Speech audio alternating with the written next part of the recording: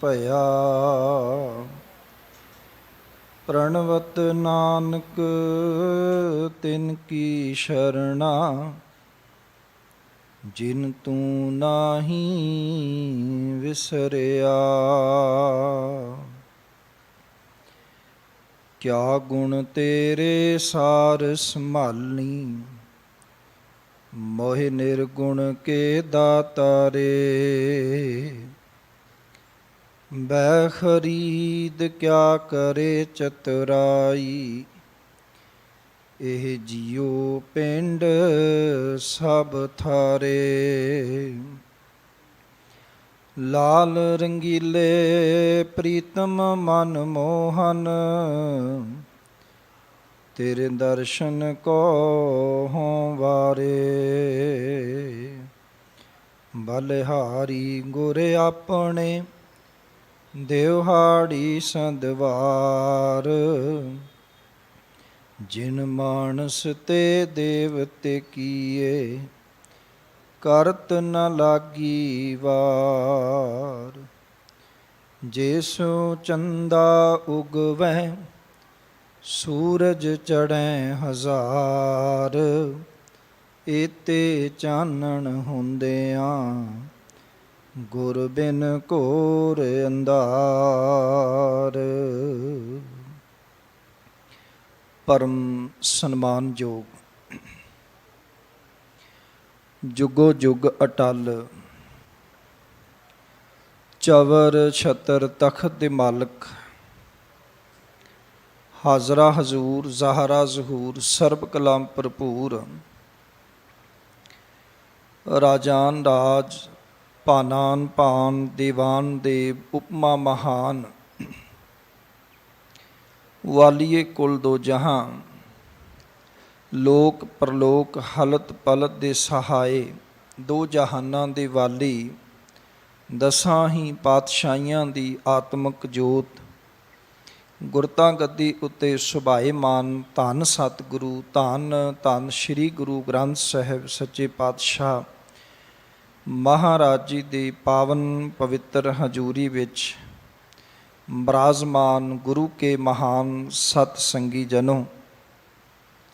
ਆਪ ਜੀ ਦੇ ਵੱਡੇ ਭਾਗ ਨੇ, ਜੋ ਕਿ ਨੌਵੇਂ ਨਾਨਕ ਧੰਨ ਗੁਰੂ ਤੇਗ ਬਹਾਦਰ ਸਾਹਿਬ ਮਹਾਰਾਜ ਜੀ ਦੇ ਪਾਵਨ ਪਵਿੱਤਰ ਸ਼ਹੀਦੀ ਸਥਾਨ ਗੁਰਦੁਆਰਾ ਸੀਸਗੰਜ ਸਾਹਿਬ ਵਿਖੇ ਆਪ ਜੀ ਗੁਰੂ ਕੀ ਗੋਦ ਵਿੱਚ ਬੈਠ ਕੇ ਅੰਮ੍ਰਿਤ ਵੇਲੇ ਦੇ ਦੀਵਾਨਾਂ ਵਿੱਚ ਅੰਮ੍ਰਿਤਮਈ ਬਾਣੀ ਆਸਾ ਕੀ ਵਾਰ ਦਾ ਕੀਰਤਨ ਸਰਵਣ ਕਰ ਰਹੇ ਹੋ।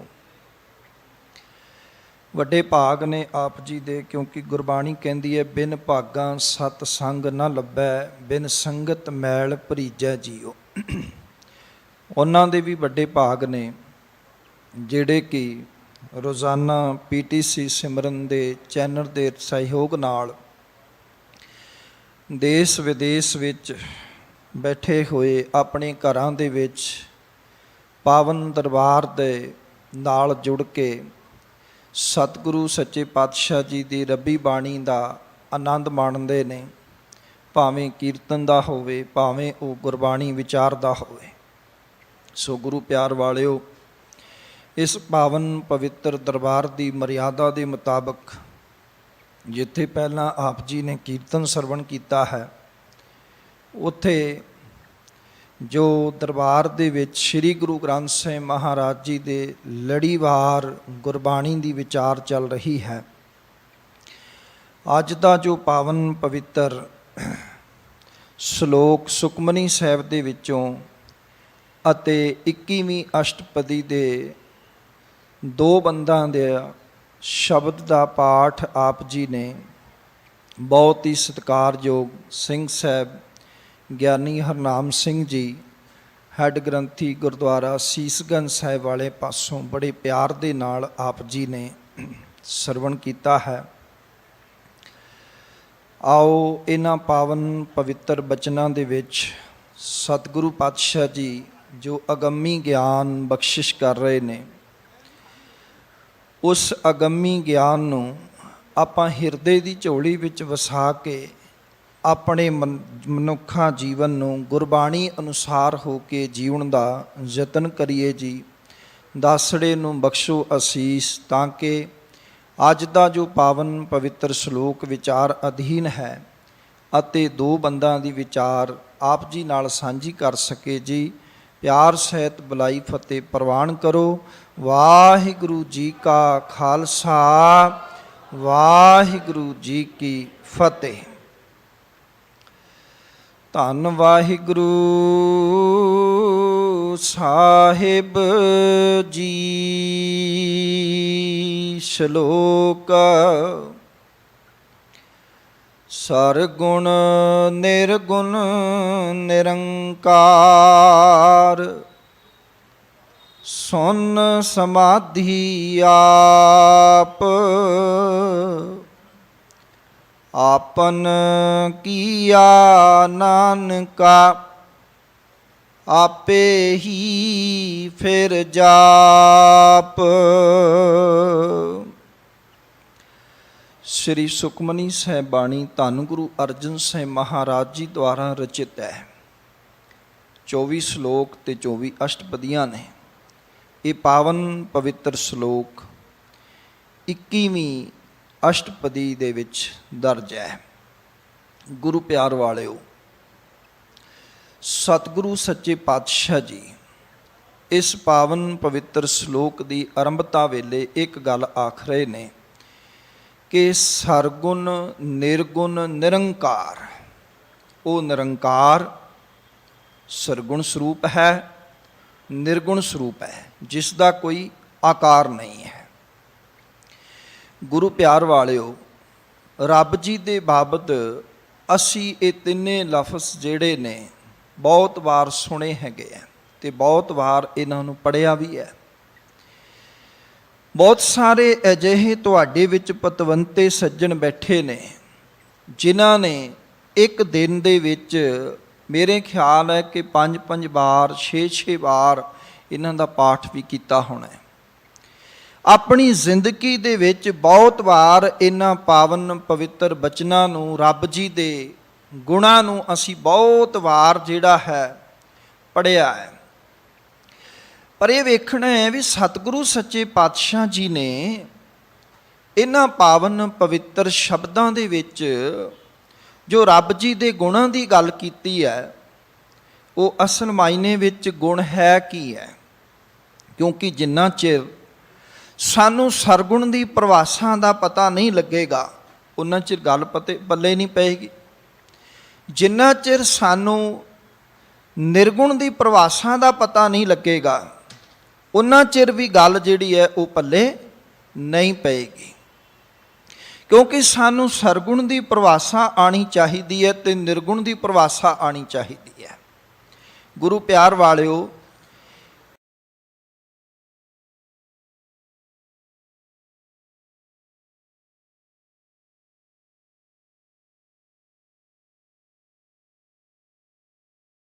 ਸਤਿਗੁਰੂ ਸੱਚੇ ਪਾਤਸ਼ਾਹ ਜੀ ਦੇ ਇਸ ਸ਼ਲੋਕ ਦੇ ਵਿੱਚ ਹੀ ਆਪ ਹੈ। ਇਹ ਜੋ ਸਰਗੁਣ ਸਰੂਪ ਦੇ ਵਿੱਚ ਪਸਰ ਰਿਹਾ ਹੈ, ਉਹ ਪਰਮਾਤਮਾ ਆਪ ਹੀ ਆਪ ਹੈ ਅਤੇ ਮਾਇਆ ਦੇ 3 ਗੁਣਾਂ ਤੋਂ ਪਰੇ ਵੀ ਉਹ ਆਪ ਹੀ ਹੈ, ਹੋਰ ਕੋਈ ਨਹੀਂ ਹੈ। ਕਹਿਣ ਲੱਗੇ ਉਹ ਮਾਲਕ ਜਿਹੜਾ ਹੈ ਸੁੰਨ ਸਮਾਧੀ ਆਪ ਅਤੇ ਅਫੋਰ ਅਵਸਥਾ ਵਿੱਚ ਟਿਕਿਆ ਹੋਇਆ ਵੀ ਉਹ ਆਪੇ ਹੀ ਹੈਗਾ। ਸੁੰਨ ਕਹਿੰਦੇ ਨੇ ਅਫੋਰ ਅਵਸਥਾ, ਜਿੱਥੇ ਕੋਈ ਫੁਰਨਾ ਨਾ ਹੋਵੇ, ਬਿਲਕੁਲ ਸੁੰਨ ਹੈ, ਜ਼ੀਰੋ ਹੈਗਾ। ਗੁਰੂ ਪਿਆਰ ਵਾਲਿਓ, ਸਤਿਗੁਰੂ ਸੱਚੇ ਪਾਤਸ਼ਾਹ ਜੀ ਕਹਿੰਦੇ ਨੇ ਕਿ ਭਾਈ ਆਪਨ ਕੀਆ ਨਾਨਕਾ, ਆਪੇ ਹੀ ਫਿਰ ਜਾਪ। ਉਸ ਪਰਮਾਤਮਾ ਨੇ, ਉਸ ਵਾਹਿਗੁਰੂ ਨੇ ਜਿਹੜਾ ਹੈ ਪ੍ਰਭੂ ਨੇ ਆਪ ਹੀ ਰਚਿਆ ਹੈ ਇਹ ਸਾਰਾ ਜਗਤ, ਅਤੇ ਜਗਤ ਦੇ ਜੀਵਾਂ ਵਿੱਚੋਂ ਉਹ ਆਪ ਹੀ ਬੈਠਾ ਹੋਇਆ ਹੈ, ਆਪਣੇ ਆਪ ਨੂੰ ਯਾਦ ਕਰ ਰਿਹਾ ਹੈਗਾ। ਇਹ ਅਸੀਂ ਬੇਅੰਤ ਵਾਰ ਵਿਚਾਰ ਨੂੰ ਪੜ੍ਹਿਆ ਹੈ, ਸੁਣਿਆ ਹੈ। ਗੁਰੂ ਪਿਆਰ ਵਾਲਿਓ, ਰੱਬ ਦੇ ਵਿਸ਼ੇ ਦੇ ਵਿੱਚ, ਰੱਬ ਦੇ ਸੰਬੰਧ ਦੇ ਵਿੱਚ ਅਸੀਂ ਵਿਦਵਾਨਾਂ ਪਾਸੋਂ ਇਹਨਾਂ ਵਿਚਾਰਾਂ ਨੂੰ ਅਕਸਰ ਸੁਣਦੇ ਰਹਿੰਦੇ ਹਾਂ।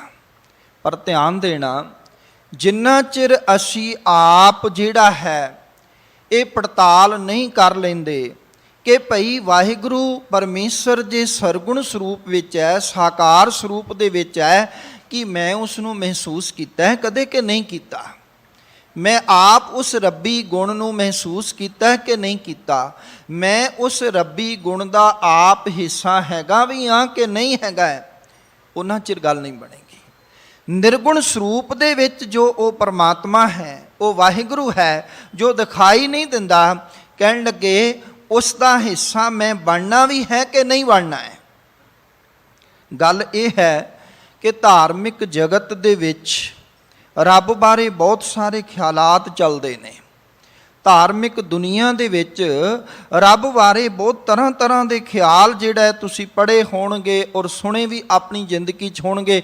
ਬੜੀਆਂ ਸਾਰੀਆਂ ਕਹਾਣੀਆਂ ਸੁਣੀਆਂ ਹੋਣਗੀਆਂ। ਬਹੁਤਾਤ ਲੋਕ ਜਿਹੜੇ ਨੇ ਉਹ ਰੱਬ ਦੀ ਭਾਲ ਦੀ ਗੱਲ ਕਰਦੇ ਨੇ।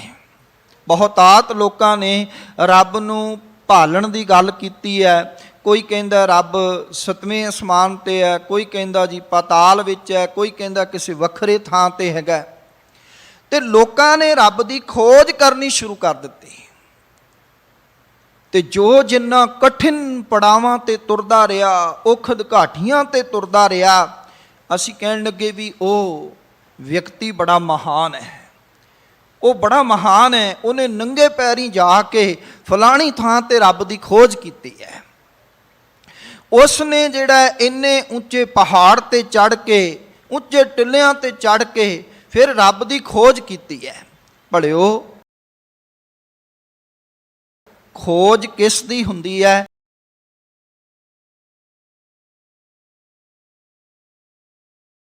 ਜੋ ਗਵਾਚਿਆ ਹੋਵੇ। ਕੀ ਰੱਬ ਜੀ ਗਵਾਚੇ ਹੋਏ ਨੇ?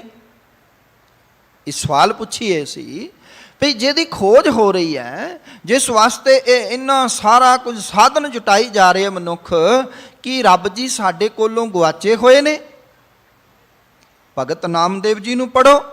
ਭਗਤ ਨਾਮਦੇਵ ਜੀ ਕਹਿਣਗੇ ਰੱਬ ਜੀ ਤਾਂ ਗਵਾਚੇ ਹੀ ਨਹੀਂ ਹੋਏ। ਰੱਬ ਜੀ ਨਹੀਂ ਗਵਾਚੇ ਹੋਏ। ਸਦੋਂ ਉਹ ਤੇ ਕਹਿਣ ਲੱਗੇ ਈਬੈ ਬੀਠੁਲ ਊਬੈ ਬੀਠੁਲ, ਬੀਠੁਲ ਬਿਨ ਸੰਸਾਰ ਨਹੀਂ। ਦੱਸੋ ਭਲਾ ਮੇਰਾ ਰੱਬ ਕਿੱਥੇ ਨਹੀਂ ਹੈ? ਕਿੱਥੇ ਉਹ ਪਰਮਾਤਮਾ ਨਹੀਂ ਹੈ? ਇੱਥੇ ਵੀ ਹੈ, ਉੱਥੇ ਵੀ ਹੈ। ਹਰ ਥਾਂ 'ਤੇ ਉਹ ਪਰਮਾਤਮਾ ਹੈ, ਹਰ ਥਾਂ 'ਤੇ ਰੱਬ ਹੈ। ਫਿਰ ਕਿੱਥੇ ਭਾਲ ਰਹੇ ਹੋ ਉਸ ਨੂੰ? ਕਿੱਥੇ ਲੱਭ ਰਹੇ ਹੋ ਉਸ ਨੂੰ? ਰੱਬ ਤੋਂ ਬਿਨਾਂ ਤਾਂ ਹੈ ਹੀ ਕੁਝ ਨਹੀਂ ਹੈ।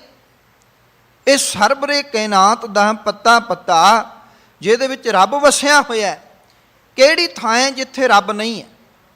ਜਦੋਂ ਗੁਰਮਤਿ ਨਜ਼ਰੀਏ ਨਾਲ ਦੇਖਾਂਗੇ, ਗੁਰਮਤਿ ਦਾ ਨਜ਼ਰੀਆ ਜਿਹੜਾ ਹੈ ਉਹਨਾਂ ਲੋਕਾਂ ਤੋਂ ਹਟ ਕੇ ਜੋ ਰੱਬ ਦੀ ਖੋਜ ਦੇ ਵਿੱਚ ਘਰੋਂ ਬਾਹਰ ਨਿਕਲ ਗਏ, ਜਿਨ੍ਹਾਂ ਨੇ ਰੱਬ ਦੀ ਖੋਜ ਵਾਸਤੇ ਅਣਗਿਣਤ ਲੋਕਾਂ ਨੂੰ ਆਪਣੇ ਮਗਰ ਲਾ ਲਿਆ ਤੇ ਮੂਰਖ ਬਣਾਇਆ। ਤੇ ਕਿਤੇ ਉੱਚੇ ਪਹਾੜ ਦੀ ਟਿੱਲੀ 'ਤੇ ਬਹਿ ਗਏ, ਕੋਈ ਨਦੀ ਕਿਨਾਰੇ ਬਹਿ ਗਿਆ, ਕੋਈ ਪਾਣੀ ਦੇ ਵਿੱਚ ਬਹਿ ਗਿਆ, ਕੋਈ ਪੁੱਠਾ ਲਮਕਣ ਲੱਗ ਪਿਆ, ਕੋਈ ਕਿਸੇ ਸਾਧਨ ਨਹੀਂ। ਪਰ ਗੁਰਮਤਿ ਦਾ ਨਜ਼ਰੀਆ ਜਦੋਂ ਬਾਣੀ ਪੜ੍ਹਾਂਗੇ ਨਾ, ਤੇ ਸੰਗਤ ਜੀ ਗੁਰਮਤਿ ਨੇ ਕੁਝ ਹੋਰ ਆਖਿਆ। ਗੁਰਮਤਿ ਨੇ ਆਖਿਆ ਜਲ ਥਲ ਮਹੀਅਲ ਪੂਰਿਆ, ਸੁਆਮੀ ਸਿਰਜਣਹਾਰ, ਅਨੇਕ ਭਾਂਤ ਹੋਏ ਪਸਰਿਆ, ਨਾਨਕ ਏਕ ਓੰਕਾਰ। ਗੁਰਮਤਿ ਨੇ ਰੱਬ ਬਾਰੇ ਦੱਸਿਆ ਵੀ ਉਹ ਪਰਮਾਤਮਾ ਜਲ ਵਿੱਚ ਵੀ ਹੈ, ਉਹ ਥਲ ਵਿੱਚ ਵੀ ਹੈ, ਉਹ ਆਕਾਸ਼ ਵਿੱਚ ਵੀ ਹੈ, ਉਹ ਹਰ ਥਾਂ 'ਤੇ ਹੈਗਾ ਹੈ। ਉਹਨੂੰ ਕਿਤੇ ਭਾਲਣ ਦੀ ਲੋੜ ਨਹੀਂ ਹੈ। ਚਲੋ ਮੈਂ ਹੋਰ ਬੇਨਤੀ ਕਰਦੇ ਹਾਂ, ਗੁਰਮਤਿ ਨੇ ਤਾਂ ਉਹਨਾਂ ਲੋਕਾਂ ਨੂੰ ਵੀ ਵਰਜ ਲਿਆ ਜਿਹੜੇ ਲੋਕ ਇੱਕ ਖਾਸ ਤਰ੍ਹਾਂ ਦੀ ਪੂਜਾ ਦੀ ਤਿਆਰੀ ਕਰਕੇ, ਖਾਸ ਤਰ੍ਹਾਂ ਦੇ ਥਾਲ ਇਤਿਆਦਿਕ ਲੈ ਕੇ, ਖਾਸ ਤਰ੍ਹਾਂ ਦੀ ਸਮੱਗਰੀ ਲੈ ਕੇ ਕਿਸੇ ਦੂਰ ਦੁਹਾਡੇ ਪੂਜਣ ਵਾਸਤੇ ਜਾ ਰਹੇ ਸਨ। ਗੁਰਮਤਿ ਨੇ ਉਹਨਾਂ ਲੋਕਾਂ ਨੂੰ ਵੀ ਵਰਜਿਆ। ਕੀ ਅਸੀਂ ਗੁਰਬਾਣੀ ਵਿੱਚ ਇਹ ਨਹੀਂ ਪੜ੍ਹਦੇ? ਪੂਜਨ ਚਾਲੀ ਬ੍ਰਹਮ ਠਾਹੇ। ਮੈਂ ਪੂਜਣ ਵਾਸਤੇ ਚੱਲੀ ਸੀ ਭਈ, ਰੱਬ ਕਿਤੇ ਦੂਰ ਵਸਦਾ ਹੈ। ਉਹ ਪ੍ਰਮਾਤਮਾ ਕਿਤੇ ਦੂਰ ਥਾਂ ਤੇ ਵਸਦਾ, ਮੈਂ ਉਹਨੂੰ ਭਾਲਣ ਚੱਲਿਆ। ਕਹਿਣ ਲੱਗੇ ਪੂਜਨ ਚਾਲੀ ਬ੍ਰਹਮ ਠਾਏ, ਸੋ ਬ੍ਰਹਮ ਬਤਾਇਓ ਗੁਰ ਮਨ ਹੀ ਮਾਹੇ। ਕਹਿਣ ਲੱਗੇ ਫਿਰ ਗੁਰੂ ਮਿਲਿਆ। ਗੁਰੂ ਨੇ ਕਿਹਾ ਕਿੱਥੇ ਚੱਲੇ ਹੋ ਭਾਈ, ਕਿੱਧਰ ਚੱਲੇ ਹੋ? ਕਹਿਣ ਲੱਗੇ ਰੱਬ ਨੂੰ ਮਿਲਣ ਚੱਲੇ ਆ। ਕਹਿਣ ਲੱਗੇ ਰੱਬ ਕਿਤੇ ਦੂਰ ਵਸਦਾ? ਰੱਬ ਤਾਂ ਕਹੋ ਰਬਦਾਸ ਹੱਥ ਪੈ ਨੇੜੇ ਹੈ, ਉਹ ਤਾਂ ਤੁਹਾਡੇ ਹੱਥ ਨਾਲੋਂ ਵੀ ਨੇੜੇ ਹੈਗਾ। ਤੇ ਜਿਹੜਾ ਬਹੁਤ ਨੇੜੇ ਹੋਵੇ, ਕਮਾਲ ਦੀ ਗੱਲ ਹੈ ਕਿ ਸਾਰੇ ਲੋਕ ਉਹਨੂੰ ਦੂਰ ਸਮਝੀ ਜਾ ਰਹੇ ਆ। ਕੋਈ ਬੱਸਾਂ ਰਾਹੀਂ, ਕੋਈ ਟਰੱਕਾਂ ਰਾਹੀਂ, ਕੋਈ ਕਿਸੇ ਰਾਹੀਂ, ਕੋਈ ਕਾਫਲੇ ਲੈ ਕੇ ਪਤਾ ਨਹੀਂ ਕਿੰਨੀ ਕਿੰਨੀ ਦੂਰ। ਅਸੀਂ ਕਿੱਥੇ ਚੱਲੇ ਜੀ? ਰੱਬ ਨੂੰ ਪਾਉਣ, ਰੱਬ ਦੀ ਪੂਜਾ ਕਰਨ। ਪਰ ਗੁਰਮਤ ਗੁਰਬਾਣੀ ਕੀ ਕਹਿ ਰਹੀ ਹੈ? ਭਾਈ ਕਿੱਥੇ ਜਾ ਰਹੇ ਹੋ? ਉਹ ਤਾਂ ਤੁਹਾਡੇ ਹਿਰਦੇ ਵਿੱਚ ਹੀ ਹੈ। ਉਹਨੂੰ ਹਿਰਦੇ ਵਿੱਚ ਪਾਲੋ, ਉਹਨੂੰ ਆਪਣੇ ਅੰਦਰ ਲੱਭੋ। ਉਹ ਤੁਹਾਡੇ ਅੰਦਰ ਹੀ ਹੈਗਾ। ਕਿਵੇਂ ਲੱਭੇਗਾ? ਸਤਿਗੁਰੂ ਮਹਾਰਾਜ ਕਹਿਣ ਲੱਗੇ ਭਾਈ ਤੁਹਾਨੂੰ ਉਹ ਲੱਭੇਗਾ ਆਪਣੇ ਹਿਰਦੇ ਵਿੱਚ ਹੀ। ਕਿਵੇਂ ਪ੍ਰਾਪਤ ਹੋਏਗਾ? ਸਤਿਗੁਰੂ ਮਹਾਰਾਜ ਜੀ ਦੀ ਬਾਣੀ ਨੂੰ ਪੜਾਂਗੇ ਨਾ ਜਦੋਂ, ਫਿਰ ਸਾਨੂੰ ਇਹ ਗੱਲ ਸਮਝ ਆ ਜਾਏਗੀ। ਸਾਨੂੰ ਇਹ ਗੱਲ ਦਾ ਪਤਾ ਲੱਗ ਜਾਏਗਾ ਕਿ ਪੋਪ ਮਾਧਵ ਜੋ ਬਾਸ ਬਸਤ ਹੈ, ਮੁਕਰ ਮਾਹੇ ਜੈਸੇ ਛਾਈ, ਤੈਸੇ ਹੀ ਹਰ ਬਸੋ ਨਿਰੰਤਰ, ਘਟ ਹੀ ਖੋਜੋ ਭਾਈ, ਕਾਹੇ ਰੇ ਬਨ ਖੋਜਨ ਜਾਈ। ਗੁਰੂ ਸਾਹਿਬ ਪੁੱਛ ਰਹੇ ਨੇ ਵੀ ਕਿਉਂ ਜਾ ਰਹੇ ਹੋ ਬਨਾਂ ਵਿੱਚ ਖੋਜਣ ਵਾਸਤੇ? ਉਹਨੂੰ ਬਨਾਂ ਵਿੱਚ ਖੋਜਣ ਵਾਸਤੇ ਕਿਉਂ ਚੱਲੇ ਹੋ? ਕਿਉਂ ਉਸ ਨੂੰ ਭਾਲਣ ਵਾਸਤੇ ਜਾ ਰਹੇ ਹੋ? ਉਹ ਤੇ ਤੁਹਾਡੇ ਨਾਲ ਹੈਗਾ, ਉਹ ਤੁਹਾਡੇ ਕੋਲ ਹੈਗਾ। ਬਨਾਂ ਵਿੱਚ ਤੁਹਾਨੂੰ ਕੁਝ ਨਹੀਂ ਲੱਭਣਾ, ਬਨਾਂ ਵਿੱਚ ਜਾ ਕੇ ਕੋਈ ਪ੍ਰਾਪਤੀ ਨਹੀਂ ਹੋਣੀ। ਉਹ ਤੁਹਾਡੇ ਕੋਲ ਹੈ। ਬਸ ਤੁਹਾਡਾ ਫਰਜ਼ ਬਣਦਾ ਹੈ ਕਿ ਉਸ ਨੂੰ ਆਪਣੇ ਹਿਰਦੇ ਵਿੱਚ ਭਾਲੋ, ਉਸ ਰੱਬ ਨੂੰ ਆਪਣੇ ਹਿਰਦੇ ਵਿੱਚ ਲੱਭੋ। ਸਤਿਗੁਰੂ ਪਾਤਸ਼ਾਹ ਕਹਿੰਦੇ ਨੇ ਊਹਾਂ ਤੋਂ ਜਾਈਏ। ਚਲੋ ਮੈਂ ਤੁਹਾਡੇ ਨਾਲ ਸਹਿਮਤ ਹੋ ਜਾਣਾ 1 ਮਿੰਟ ਵਾਸਤੇ। ਕਹਿਣ ਲੱਗੇ ਊਹਾਂ ਤੋਂ ਜਾਈਏ, ਬਈ ਉੱਥੇ ਤਾਂ ਜਾਈਏ ਜੇ ਇਹਾਂ ਨਾ ਹੋਏ। ਕਹਿਣ ਲੱਗੇ ਜੇ ਉਹ ਪ੍ਰਮਾਤਮਾ ਇੱਥੇ ਨਹੀਂ ਹੈ, ਫਿਰ ਮੈਂ ਇੱਕ ਖਾਸ ਥਾਂ ਤੇ ਉਹਨੂੰ ਲੱਭਣ ਜਾਵਾਂ, ਫਿਰ ਮੈਂ ਇੱਕ ਖਾਸ ਥਾਂ ਤੇ ਉਹਨੂੰ ਭਾਲਣ ਵਾਸਤੇ ਜਾਵਾਂ। ਉਹ ਤਾਂ ਸਰਗੁਣ ਸਰੂਪ ਹੈ, ਉਹ ਤਾਂ ਜ਼ਰਰੇ ਜ਼ਰਰੇ ਵਿੱਚ ਹੈ, ਉਹ ਤੇ ਕਣ ਕਣ ਵਿੱਚ ਹੈ, ਉਹ ਤੇ ਜ਼ਰਰੇ ਜ਼ਰਰੇ ਵਿੱਚ ਹੈ। ਤੁਸੀਂ ਲਾਓ ਹੁਣ ਕਿੰਨਾ ਲੱਖਾਂ ਦਾ ਪੈਟਰੋਲ ਫੂਕ ਜਾਂਦਾ ਹੈ, ਲੋਕ ਜਿਹੜਾ ਹੈ ਉਹ ਪਤਾ ਨਹੀਂ ਕਿੰਨੇ ਪੈਸੇ ਫੂਕ ਦਿੰਦੇ ਨੇ, ਕਿੰਨੇ ਉਜਾੜ ਦਿੰਦੇ ਨੇ। ਕਿਸ ਵਾਸਤੇ? ਵੀ ਰੱਬ ਦੀ ਭਾਲ ਕਰਨ ਵਾਸਤੇ ਚੱਲੇ ਸੀ। ਧੰਨ ਗੁਰੂ ਗੋਬਿੰਦ ਸਿੰਘ ਮਹਾਰਾਜ ਨੂੰ ਪੁੱਛੋ। ਗੁਰਦੇਵ ਮਹਾਰਾਜ ਕਹਿਣ ਲੱਗੇ ਜਤਰ ਤਤਰ ਦਿਸਾ ਵਿਸਾ, ਹੋਏ ਫੈਲਿਓ ਅਨੁਰਾਗ। ਉਹ ਭਲਿਓ, ਉਹ ਪਰਮਾਤਮਾ ਤੇ ਹਰ ਪਾਸੇ ਫੈਲਿਆ ਹੋਇਆ, ਪਸਰਿਆ ਹੋਇਆ। ਜੇ ਤੁਸੀਂ ਗੁਰੂ ਨਾਨਕ ਸਾਹਿਬ ਮਹਾਰਾਜ ਜੀ ਦੀ ਇੱਕ ਓਂਕਾਰ ਦੀ ਫਿਲਾਸਫੀ ਨੂੰ ਸਮਝ ਜਾਂਦੇ, ਇੱਕ ਓਂਕਾਰ ਦੀ ਫਿਲਾਸਫੀ ਜੇ ਤੁਹਾਨੂੰ ਸਮਝ ਆ ਜਾਂਦੀ, ਫਿਰ ਮੇਰਾ ਖਿਆਲ ਹੈ ਤੁਸੀਂ ਸਰਗੁਣ ਨੂੰ ਵੀ ਸਮਝ ਲੈਂਦੇ ਤੇ ਨਿਰਗੁਣ ਨੂੰ ਵੀ ਸਮਝ ਲੈਂਦੇ। ਫਿਰ ਸਮਝ ਆ ਜਾਣੀ ਸੀ ਕਿ ਉਹ ਪਰਮਾਤਮਾ ਦਾ ਸਰਗੁਣ ਸਰੂਪ ਕੀ ਹੈ ਤੇ ਨਿਰਗੁਣ ਸਰੂਪ ਕੀ ਹੈ। ਧੰਨ ਗੁਰੂ ਨਾਨਕ ਸਾਹਿਬ ਮਹਾਰਾਜ ਨੇ ਆਖਿਆ ਭਾਈ ਉਹ ਇੱਕ ਹੈ, ਪਰ ਇੱਕ ਹੋਣ ਦੇ ਬਾਵਜੂਦ ਉਹ ਜ਼ਰਰੇ ਜ਼ਰਰੇ ਵਿੱਚ, ਕਣ ਕਣ ਵਿੱਚ ਸਰਵ ਵਿਆਪਕ ਹੈਗਾ ਹੈ, ਸਰਵ ਵਿਆਪਕ ਹੈ। ਉਸ ਇੱਕ ਨੇ ਹੀ ਆਪਣਾ ਪਸਾਰਾ ਫੈਲਾਇਆ ਹੋਇਆ। ਆਪ ਹੀ ਨੇ ਆਪ ਸਾਜਿਓ, ਆਪ ਹੀ ਨੇ ਰਚਿਓ ਨਾਉ, ਦੂਈ ਕੁਦਰਤ ਸਾਜ ਕੇ ਕਰ ਆਸਣ ਡਿਠੋ ਚਾਓ। ਫਿਰ ਸਾਨੂੰ ਇਹ ਗੱਲ ਸਮਝ ਆ ਜਾਣੀ ਸੀ। ਸਤਿਗੁਰੂ ਪਾਤਸ਼ਾਹ ਕਹਿਣ ਲੱਗੇ ਹਜੇ ਤਾਂ ਮਨੁੱਖ ਉਸ ਨੂੰ ਬਾਹਰ ਭਾਲੀ ਜਾਂਦਾ ਹੈਗਾ, ਬਾਹਰ ਲੱਭੀ ਜਾ ਰਿਹਾ ਹੈਗਾ। ਗੁਰਦੇਵ ਕਹਿਣ ਲੱਗੇ ਭਾਈ ਰੱਬ ਭਾਲਣ ਦਾ ਵਿਸ਼ਾ ਨਹੀਂ ਹੈ, ਰੱਬ ਮਹਿਸੂਸ ਕਰਨ ਦਾ ਵਿਸ਼ਾ ਹੈ। ਰੱਬ ਤਾਂ ਵਰਤ ਰਿਹਾ ਹੈ, ਰੱਬ ਤਾਂ ਹਰ ਪਾਸੇ ਹੈ। ਉਹ ਪਰਮਾਤਮਾ, ਉਹ ਨਿਰੰਕਾਰ ਤਾਂ ਜ਼ਰਰੇ ਜ਼ਰਰੇ ਵਿੱਚ ਹੈ, ਕਣ ਕਣ ਵਿੱਚ ਵਸਿਆ ਹੋਇਆ ਹੈ। ਲੋੜ ਤਾਂ ਸਿਰਫ ਇਹ ਸੀ ਕਿ ਤੈਨੂੰ ਜਿਹੜਾ ਰੱਬੀ ਗੁਣਾਂ ਨੂੰ ਧਾਰਨ ਕਰਨਾ ਸੀ। ਜਾਂ ਚਲੋ ਆਪਾਂ ਇਸ ਗੱਲ ਨੂੰ ਇਉਂ ਵੀ ਕਹਿ ਲਈਏ ਕਿ ਮਨੁੱਖ ਨੇ ਉਸ ਰੱਬ ਨੂੰ ਆਪਣੇ ਹਿਰਦੇ ਵਿੱਚ ਭਾਲ ਕੇ ਉਹਦੇ ਨਾਲ ਸਾਂਝ ਬਣਾ ਕੇ ਜਿਹੜਾ ਹੈ ਇਹ ਸਮਝਣਾ ਸੀ ਕਿ ਸਾਡੇ ਅੰਦਰ ਜੋ ਜੀਓ ਹੈ, ਜੋ ਜਿੰਦ ਹੈ, ਜੋ ਆਤਮਾ ਹੈ, ਇਹ ਪਰਮਾਤਮਾ ਦੀ ਅੰਸ਼ ਹੈ। ਤੇ ਮਨੁੱਖ ਨੇ ਜਿਹੜਾ ਹੈ ਉਹ ਰੱਬ ਬਣਨਾ ਸੀ, ਰੱਬੀ ਗੁਣ ਅਪਣਾ ਕੇ ਰੱਬ ਬਣਨਾ ਸੀਗਾ। ਗੁਰਬਾਣੀ ਪਤਾ ਕੀ ਕਹਿੰਦੀ ਹੈ? ਗੁਰਬਾਣੀ ਇੱਕ ਗੱਲ ਕਹਿੰਦੀ ਹੈ, ਗੁਰਬਾਣੀ ਦੇ ਵਿਸ਼ੇ ਵਿੱਚ ਜਦੋਂ ਅਸੀਂ ਪੜ੍ਹਾਂਗੇ ਨਾ, ਸਤਿਗੁਰ ਕੀ ਬਾਣੀ ਸਤ ਸਰੂਪ ਹੈ, ਗੁਰਬਾਣੀ ਬਣੀ ਹੈ। ਗੁਰਬਾਣੀ ਨੇ ਦੋ ਗੱਲਾਂ ਬੜੀਆਂ ਕਲੀਅਰ ਕੀਤੀਆਂ ਨੇ ਭਈ ਸਤਿਗੁਰੂ ਦੀ ਬਾਣੀ ਜਿਹੜੀ ਹੈ ਉਹ ਸਤ ਸਰੂਪ ਹੈ, ਪਰਮਾਤਮਾ ਦਾ ਰੂਪ ਹੈ, ਕਿਉਂਕਿ ਵਾਹ ਵਾਹ ਬਾਣੀ ਨਿਰੰਕਾਰ ਹੈ, ਤਿਸ ਜੇਵੜ ਅਵਰ ਨਾ ਕੋਈ। ਹੁਣ ਬਾਣੀ ਦੀ ਖੋਜ ਕੋਈ ਮਨੁੱਖ ਕਰੇ ਵੀ ਬਾਣੀ ਦੀ ਅਸੀਂ ਖੋਜ ਕਰ ਰਹੇ ਹਾਂ, ਬਾਣੀ ਨੂੰ ਪੜ੍ਹ ਰਹੇ ਹਾਂ। ਗੁਰੂ ਪਿਆਰ ਵਾਲਿਓ, ਮੈਨੂੰ ਮਾਫ ਕਰਨਾ, ਕੇਵਲ ਗੱਲ ਬਾਣੀ ਤੇ ਪੜ੍ਹਨ ਤੱਕ ਸੀਮਿਤ ਨਹੀਂ ਰਹਿੰਦੀ। ਜੇ ਪੜ੍ਹਨ ਦੀ ਗੱਲ ਹੋਵੇ ਨਾ ਤੇ ਅੱਜ ਦੇ ਵਾਕ ਵਿੱਚ ਸਤਿਗੁਰੂ ਸੱਚੇ ਪਾਤਸ਼ਾਹ ਜੀ ਨੇ ਸਾਂਝੇ ਤੌਰ ਤੇ ਹੀ ਆਖਿਆ ਹੈ, ਪਾਠ ਪੜਿਓ ਅਰ ਵੇਦ ਵਿਚਾਰਿਓ, ਨਿਵਲ ਭੁਯੰਗਮ ਸਾਧੇ, ਪੰਜ ਜਨਾ ਸੋ ਸੰਗ ਨਾ ਛੁਟਕਿਓ, ਅਦਿਕ ਅਹੰਗ ਬੁੱਧ ਬਾਦੇ ਪਿਆਰੇ, ਇਨ ਵਿਦ ਮਿਲਣ ਨਾ ਜਾਈ। ਮੈਂ ਕੀਏ ਕਰਮ ਅਨੇਕਾਂ, ਹਾਰ ਪਰਿਓ ਸੁਆਮੀ ਕੇ ਦੁਆਰਾ, ਦੀਜੈ ਬੁੱਧ ਵਿਵੇਕਾ। ਇਹਦਾ ਮਤਲਬ ਵਿਵੇਕ ਬੁੱਧ ਚਾਹੀਦੀ ਆ। ਹਜੇ ਅਸੀਂ ਕੇਵਲ ਪਠਨ ਪਾਠਨ ਤੱਕ ਸੀਮਿਤ ਨਾ ਰਹੀਏ।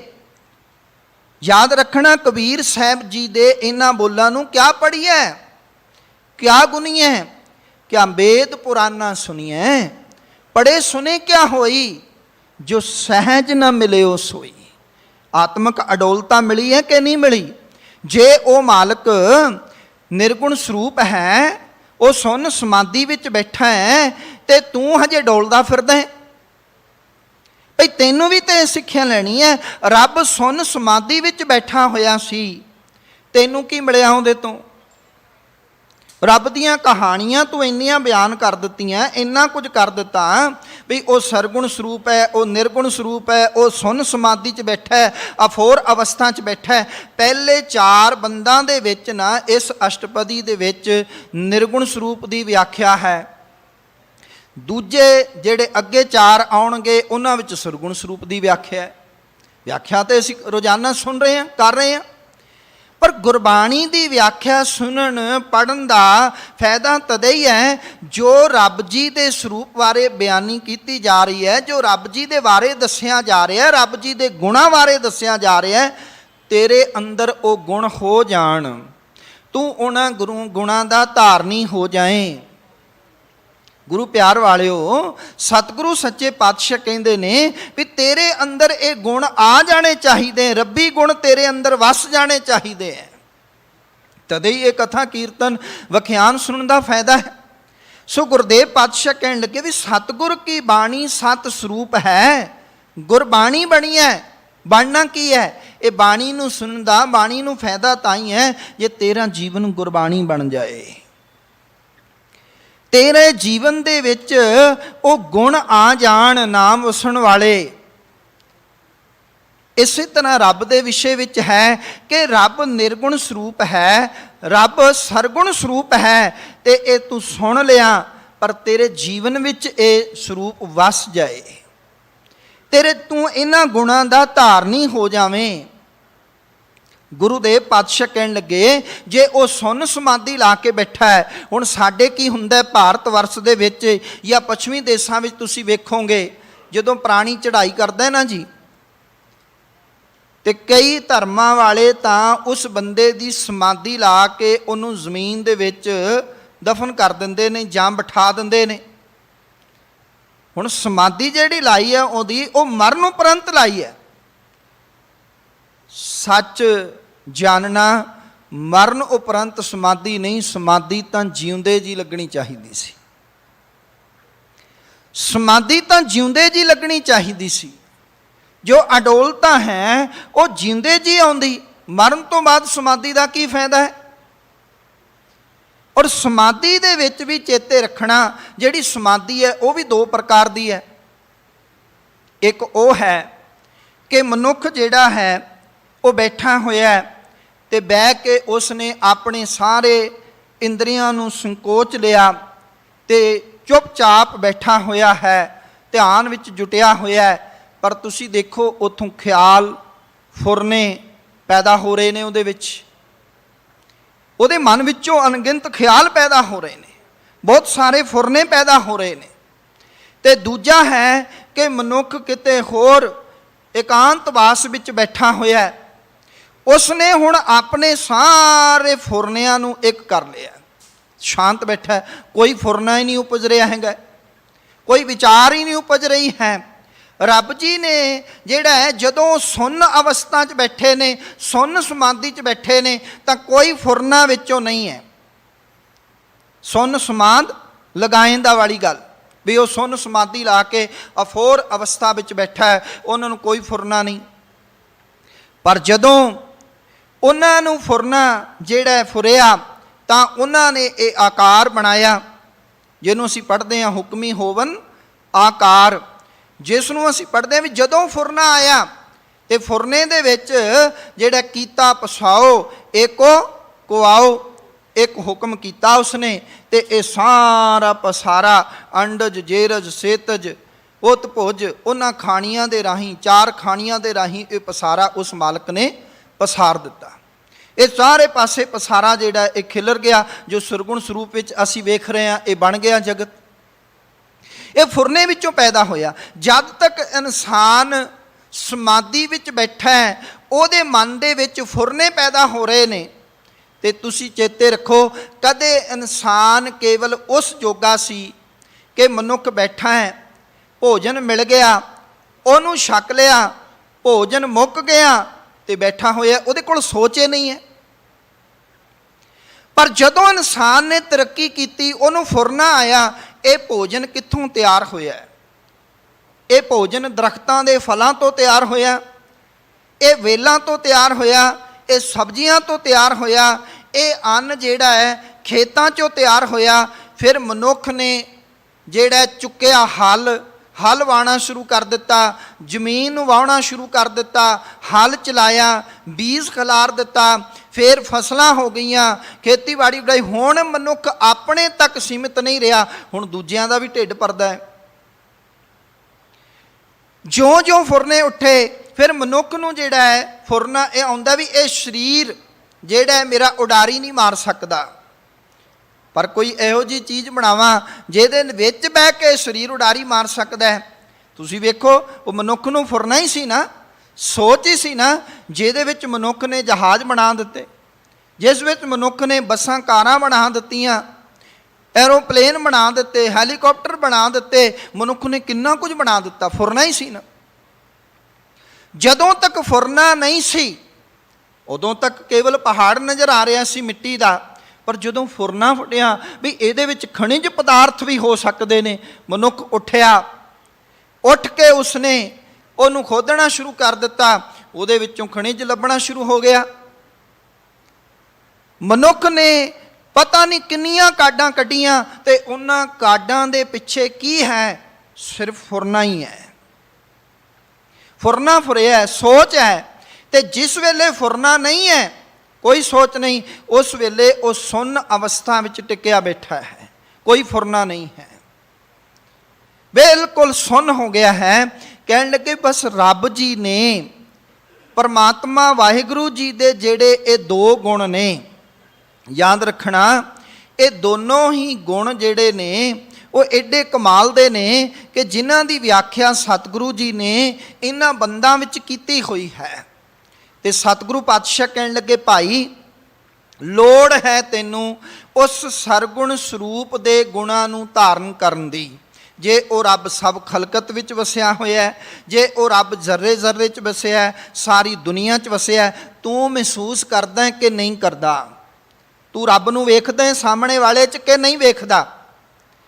ਰੱਬ ਤਾਂ ਸਾਹਮਣੇ ਵਾਲੇ 'ਚ ਜਿਹੜਾ ਵਸਿਆ ਹੋਇਆ, ਸਾਰਿਆਂ ਵਿੱਚ ਵਸਿਆ ਹੋਇਆ, ਤੂੰ ਉਹਨੂੰ ਵਾਕਈ ਸਰਗੁਣ ਸਰੂਪ ਵਿੱਚ ਵੇਖਦਾ ਹੈ। ਸੱਚ ਤਾਂ ਇਹ ਹੈ ਕਿ ਮਨੁੱਖ ਸਰਗੁਣ ਸਰੂਪ ਦੇ ਨਾਲ ਰਹਿ ਰਿਹਾ, ਵਿਚਰ ਰਿਹਾ, ਸਰਗੁਣ ਸਰੂਪ ਵਿੱਚ ਵਿਚਰ ਰਿਹਾ, ਪਰ ਉਹ ਮਹਿਸੂਸ ਨਹੀਂ ਕਰ ਰਿਹਾ। ਸਾਹਮਣੇ ਵਾਲੇ 'ਚ ਅਸੀਂ ਰੱਬ ਵੇਖਦੇ ਹਾਂ, ਜੇ ਵੇਖਦੇ ਹਾਂ ਤੇ ਵਧੀਕੀ ਕਿਉਂ ਕਰ ਰਹੇ ਹਾਂ? ਫਿਰ ਵਧੀਕੀਆਂ ਕਿਉਂ ਕਰ ਰਹੇ ਹਾਂ ਇੱਕ ਦੂਜੇ ਦੇ ਨਾਲ? ਜੇ ਰੱਬ ਸਾਨੂੰ ਨਜ਼ਰ ਆ ਰਿਹਾ, ਹੁਣ ਰੱਬ ਨਾਲ ਥੋੜੀ ਨਾ ਵਧੀਕੀਆਂ ਕਰੀਦੀਆਂ ਹੁੰਦੀਆਂ। ਅਸੀਂ ਬੁਰਾ ਕਿਉਂ ਚਾਹ ਰਹੇ ਹੈਗੇ ਆ? ਭਾਈ ਉਹ ਤਾਂ ਸਾਰਿਆਂ ਦੇ ਵਿੱਚ ਵਸਿਆ ਹੋਇਆ ਹੈ। ਤੇ ਗੁਰਦੇਵ ਕਹਿਣ ਲੱਗੇ ਕਿ ਉਹ ਜਦੋਂ ਨਿਰਗੁਣ ਸਰੂਪ ਹੈ ਫਿਰ ਉਹ ਕਿਸੇ ਵਿੱਚ ਵੀ ਨਹੀਂ ਹੈ। ਧੰਨ ਗੁਰੂ ਨਾਨਕ ਸਾਹਿਬ ਮਹਾਰਾਜ ਜਦੋਂ ਜਗਨਨਾਥਪੁਰੀ ਗਏ ਨੇ ਤੇ ਜਗਨਨਾਥਪੁਰੀ ਦੇ ਪਾਂਡਿਆਂ ਨੇ ਕਿਹਾ ਵੀ ਸਾਡੇ ਨਾਲ ਤੁਸੀਂ ਆਰਤੀ ਵਿੱਚ ਸ਼ਾਮਲ ਹੋ ਜਾਓ। ਸਤਿਗੁਰੂ ਕਹਿਣ ਲੱਗੇ ਮੁਬਾਰਕ ਹੈ, ਇਹੋ ਜਿਹਾ ਮੌਕਾ ਕਦੋਂ ਮਿਲਣਾ ਹੈ ਭਈ ਪਰਮਾਤਮਾ ਦੀ ਆਰਤੀ ਹੋਵੇ ਤੇ ਮੈਂ ਉਹਦੇ ਵਿੱਚ ਸ਼ਾਮਲ ਨਾ ਹੋਵਾਂ? ਇਹ ਤਾਂ ਮੇਰੇ ਵਾਸਤੇ ਭਾਗਾਂ ਵਾਲੀ ਗੱਲ ਹੈ। ਪਾਂਡੇ ਕਹਿਣ ਲੱਗੇ ਬਿਲਕੁਲ ਜੀ, ਤੁਸੀਂ ਆਓ ਸਾਡੇ ਨਾਲ ਆਰਤੀ ਕਰੋ।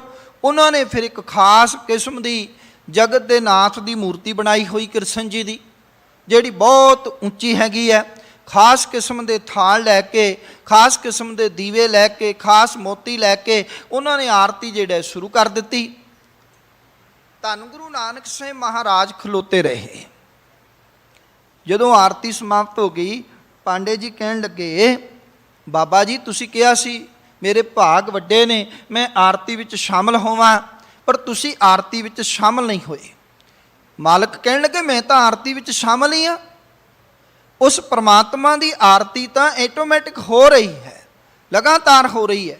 ਕੈਸੀ ਆਰਤੀ ਹੋਏ ਭਵ ਖੰਡਨਾ, ਤੇਰੀ ਆਰਤੀ ਅਨਹਤਾ ਸ਼ਬਦ ਵਾਜੰਤ ਭੇਰੀ ਰਹਾਓ। ਇਸ ਤੋਂ ਚੰਗੀ ਆਰਤੀ ਨਹੀਂ ਹੋ ਸਕਦੀ। ਜੋ ਉਸ ਮਾਲਕ ਦੀ ਆਰਤੀ ਹੋ ਰਹੀ ਹੈ ਨਾ, ਉਸ ਤੋਂ ਵਧੀਆ ਹੋਰ ਕੀ ਆਰਤੀ ਹੋਵੇਗੀ? ਭਈ ਤੁਸੀਂ ਆਹ ਛੋਟੇ ਛੋਟੇ ਦੀਵੇ ਰੱਖ ਲਏ, ਛੋਟੇ ਛੋਟੇ ਜਿਹੜਾ ਉਹਦੇ 'ਚ ਮੋਤੀ ਰੱਖ ਲਏ, ਪਰ ਤੁਹਾਨੂੰ ਪਤਾ ਹੈ ਆਹ ਛੋਟਾ ਜਿਹਾ ਥਾਲ ਲੈ ਲਿਆ, ਉਹ ਪਰਮਾਤਮਾ ਤਾਂ ਗਗਨ ਮੈਂ ਥਾਲ ਰਵਚੰਦ ਦੀਪਕ ਬਨੇ ਤਾਰਿਕਾ ਮੰਡਲ ਜਨਕ ਮੋਤੀ। ਉਹ ਪਰਮਾਤਮਾ ਵਾਹਿਗੁਰੂ ਦੀ ਆਰਤੀ ਦੇਖੋ ਆਟੋਮੈਟਿਕ ਹੋ ਰਹੀ ਹੈ। ਕਹਿਣ ਲੱਗੇ ਇਹ ਆਕਾਸ਼ ਜਿਹੜਾ ਹੈ ਇਹ ਥਾਲ ਹੈ, ਇਹਦੇ ਵਿੱਚ ਦੋ ਦੀਵੇ ਸੂਰਜ ਅਤੇ ਚੰਦਰਮਾ ਉਹਨੇ ਰੱਖੇ ਹੋਏ ਨੇ। ਤਾਰੇ ਜਿਹੜੇ ਨੇ ਜਿੰਨੇ ਵੀ ਨਜ਼ਰ ਆ ਰਹੇ ਤੁਹਾਨੂੰ, ਇਹ ਸਾਰੇ ਮੋਤੀ ਨੇ। ਹੋਰ ਤੁਸੀਂ ਕਿਹੜੀ ਆਰਤੀ ਚਾਹ ਰਹੇ ਹੋ? ਆਹ ਸਾਰੀ ਬਨਸਪਤੀ ਇਹ ਸੁਗੰਧੀ ਫੈਲਾ ਰਹੀ ਹੈ, ਪਾਉਣ ਕਰ ਰਹੀ ਹੈ, ਇਹ ਉਸ ਨੂੰ ਚੌਰ ਹੋ ਰਹੀ ਹੈ। ਹੋਰ ਕਿਹੜੀ ਆਰਤੀ ਦੀ ਗੱਲ ਕਰਦੇ ਹੋ?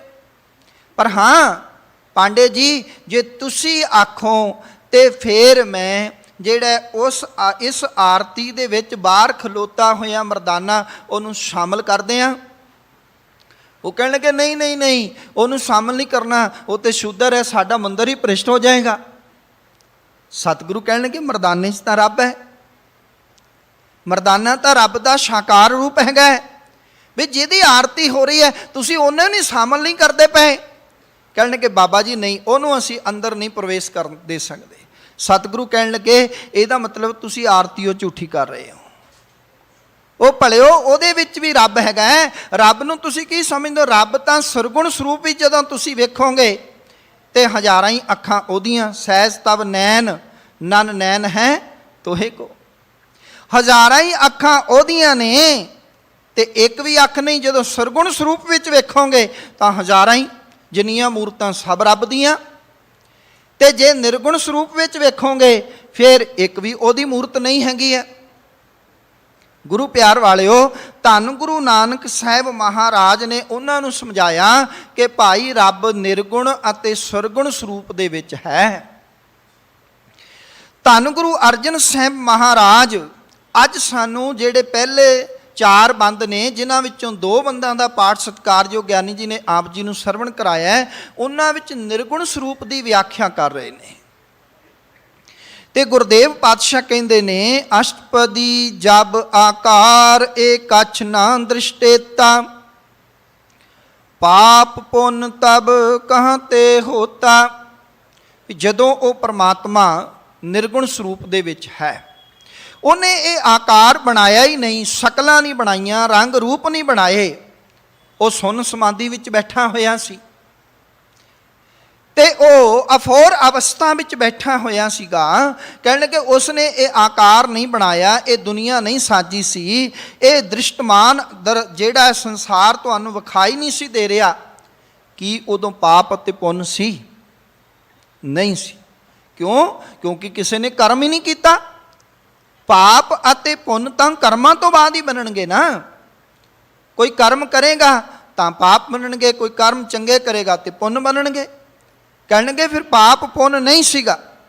ਜਬ ਧਾਰੀ ਆਪਨ ਸੁਨ ਸਮਾਦ, ਤਬ ਬੈਰ ਵਿਰੋਧ ਕਿਸ ਸੰਗ ਕਮਾਤ। ਕਹਿਣ ਲੱਗੇ ਜਦੋਂ ਉਹ ਮਾਲਕ ਸੁੰਨ ਸਮਾਧੀ ਵਿੱਚ ਬੈਠਾ ਹੋਇਆ ਸੀ, ਅਫੋਰ ਅਵਸਥਾ ਵਿੱਚ ਬੈਠਾ ਹੋਇਆ ਸੀ, ਤਦੋਂ ਕਿਸੇ ਨੇ ਕਿਸ ਨਾਲ ਵੈਰ ਵਿਰੋਧ ਕਮਾਉਣਾ ਸੀ? ਦੱਸੋ, ਕਿਸੇ ਨੇ ਕਮਾਉਣਾ ਸੀ? ਕਿਸੇ ਦਾ ਕੋਈ ਵੈਰੀ ਹੋਣਾ ਸੀ? ਕਿਸੇ ਦਾ ਕੋਈ ਦੁਸ਼ਮਣ ਹੋਣਾ ਸੀ? ਕਹਿਣ ਲੱਗੇ ਕੋਈ ਨਹੀਂ ਸੀ। ਉਹ ਸੁੰਨ ਸਮਾਧੀ ਵਿੱਚ ਬੈਠਾ ਹੋਇਆ ਸੀ। ਬਸ ਅੱਜ ਲੋੜ ਹੈ ਸਾਨੂੰ ਕਿ ਅਸੀਂ ਵੀ ਸੁੰਨ ਸਮਾਧੀ ਵਿੱਚ ਬਹਿ ਜਾਈਏ, ਅਸੀਂ ਵੀ ਉਸ ਦਾ ਨਿਰਗੁਣ ਸਰੂਪ ਆਪਣੇ ਅੰਦਰ ਮਹਿਸੂਸ ਕਰੀਏ। ਕਿਉਂਕਿ ਅਸੀਂ ਜਿਹੜਾ ਹਜੇ ਸਮਝ ਰਹੇ ਹਾਂ ਬਈ ਮੈਂ ਕੌਣ ਹਾਂ।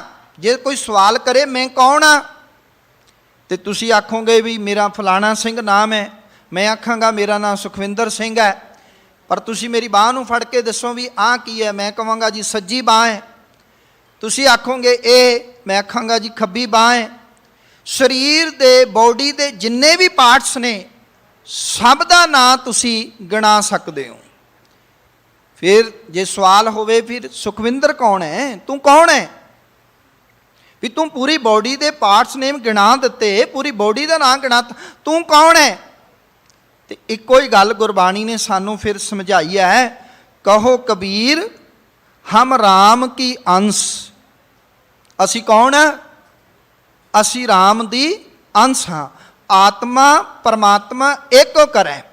ਅਸੀਂ ਆਤਮਾ ਤੇ ਪਰ ਆਤਮਾ ਨੂੰ ਇੱਕ ਕਰਨਾ ਹੈ। ਇਹੀ ਸਿੱਖਣਾ ਹੈ ਭਗਤੀ, ਇਹੀ ਅੱਜ ਦੇ ਸ਼ਲੋਕ ਵਿੱਚੋਂ ਸਿੱਖਣਾ ਹੈ।